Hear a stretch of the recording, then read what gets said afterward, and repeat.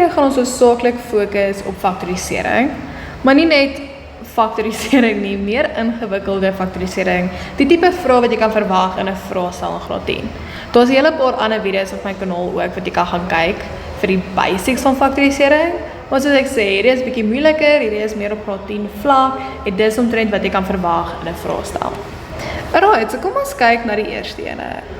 Ek het 3x to die mag 3 minus 27x. Onthou die eerste ding waarvoor jy altyd gaan kyk, maak nie saak wat dit is nie. As daai vraag vir jou sê faktoriseer, is die eerste ding wat jy altyd vir gaan kyk, is jou gemeenskaplike faktor. So onthou die woord gemeenskaplik beteken hulle het dit in gemeen, hulle albei het dit. So om dit te bepaal, gaan ons terug na dit wat jy in graad 7 geleer het, toe jy uitgebreide notasie gedoen het. Alright, so ons begin met 3. Die priemfaktore van 3 is net 3. Hoeveel x het ek? Ek het x to die mag 3, wat beteken ek het 1, 2, 3 x'e.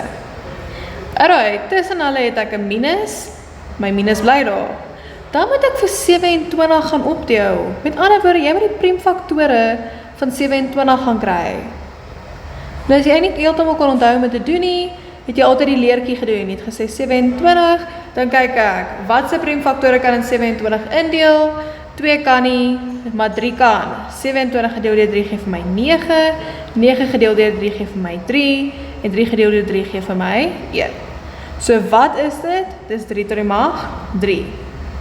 Nou, in die hoërskool, het jy daarom ook geleer het 'n sakrekenaar.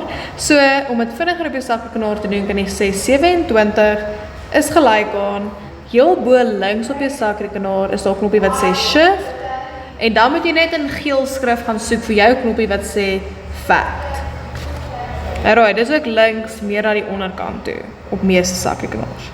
Alright, so dis wat jy eintlik nou moet doen. Nou, ek gaan net hierdie verwyder. So ons weet 27 is eintlik 3 tot die mag 3. Wat beteken daar's 1, 2, 3 x'e. Ag 3 3's, sorry. 1 2 3 3's. Hoeveel x'e is daar? Daar is 1x. So as ek wil bepaal wat het hulle in gemeen, moet ek gaan kyk wat het hulle albei. So wat sien ek eerste? Hy het 'n 3, hy het 'n 3. Great, albei van hulle het 'n 3. As ek wil weet wat het hulle in gemeen in terme van letters, sien ek maar, hy het 'n x, hy het 'n x. So hulle albei het 'n x. Daar is nie nog iets wat hulle deel nie, so hulle enigste gemeenskaplike faktor is 3x. Dan skryf ek hom neer en ek maak my hakie vir wat oorbly. Nou as ek klaar die 3 verwyder het en ek het klaar die 3 verwyder, wat bly oor? 2 x'e. Met ander woorde, ek bly oor met 'n x to die mag 2. Tussen my 2 terme het ek 'n minus gehad. As ek daai 3 verwyder en ek verwyder daai x, waarmee bly ek oor? Ek bly oor met 3 mal 3. Wat is 3 mal 3? Dit gee vir my 9. Daar het jy hom nou net gefaktoriseer deur middel van 'n gemeenskaplike faktor. Nou beweeg ons aan. Okay, jy is nie noodwendig klaar na jou eerste stap nie. Nou gaan kyk jy in jou hakie spesifiek.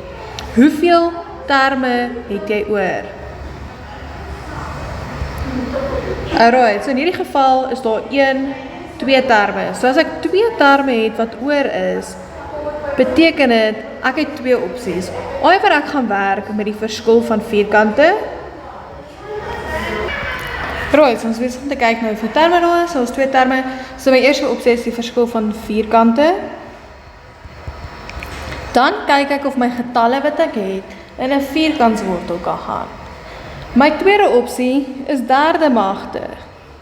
So in daai geval gaan ek kyk of my getalle in 'n derde magswortel werk. So die enigste getal wat ek hierso het is 9. Okay? So ek gaan kyk of 9 in 'n vierkantswortel werk of werk hy in 'n derde magswortel. Alright. Vierkantswortel van 9 gee vir my 3, derde magswortel van 9 gee vir my 2, wara. So wat is een van hierdie 2 opsies werk? Obviously die vierkantswortel. So ek gaan werk met die verskil van 2 vierkante. So hoe werk die verskil van 2 vierkante nou weer? My 3x bly net daar. Daai hakie gaan nou split in 2 hakies. Alright. x. X kwadraat as ek hom moet opdeel, gaan wees x mal x. Alright, dit beteken een hakie kry 'n x, ander hakie kry 'n x. 9, as ek hom moet opdeel, gaan wees 3 mal 3. Wat beteken een hakie kry 'n 3, ander een kry 'n 3. Sien jy, die vierkantswortel van 9 is 3. Dis hoekom hulle albei 'n 3 is. En 3 mal 3 gaan weer vir my die 9 gee wat ek kort.